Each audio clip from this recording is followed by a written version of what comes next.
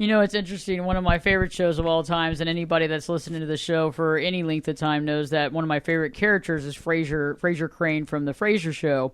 And in one of the episodes, you had Frasier and Niles, his brother, that were going to the Antiques Roadshow, and their father had this antique clock that was in the shape of a bear, and it was from, I guess, a lineage line from Russia. And so when they actually showed the bear clock at the Antiques Roadshow, if anybody's seen the Antiques Roadshow, they decide if it's real or fake. And so the guy's like looking at it and he's like, you know what? This is real. This is real Russian. This is real Romanov. This clock, they only made a certain amount of clocks and they all went to the Romanov family. And so they're all thinking, cha-ching! And they're like, oh my God, we're actually related to royalty. And it's such a funny show. I love this show, but the funny thing later on is you find out that they're related to the prostitute that stole the clock from the royalty.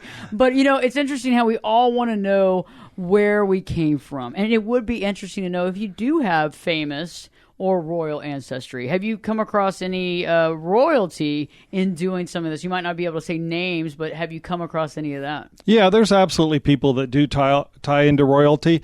Probably the biggest misnomer is it's typically not the king or the prince or somebody like that says, hey, my kid's going to go over to America, give up the castle, give up the moat, take a chance with the Indians and the smallpox and whatever coming across on the boat. So it's typically somebody that was sent as an agent.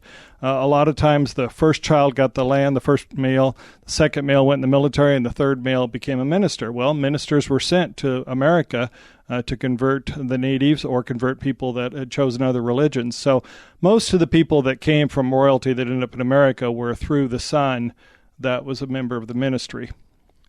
That's interesting because I think we all wonder, is there royalty in our family dynamic? Have you come across fame? So I know that another thing that people want to know is, are they related to famous people? I actually had a friend of mine recently that found out about her father, and her father's actually a famous country western singer, or I guess they don't go by country western anymore, country singer. And she was adopted though, and her parents got real with her, and so they've actually kind of They've actually kind of gotten together and made a connection, and she's actually spent a few times with them, which is really interesting. But have you found any fame in certain lines that nobody really expected it? Yeah, probably further back than just the immediate parent. I've had 3 clients that were adoptees. None of them came directly from somebody that was famous. But one of them I think it was about 4 or 5 generations back, one of their ancestors was George T. Stagg. If you were a bourbon drinker, you'd know what George T. Stagg bourbon was.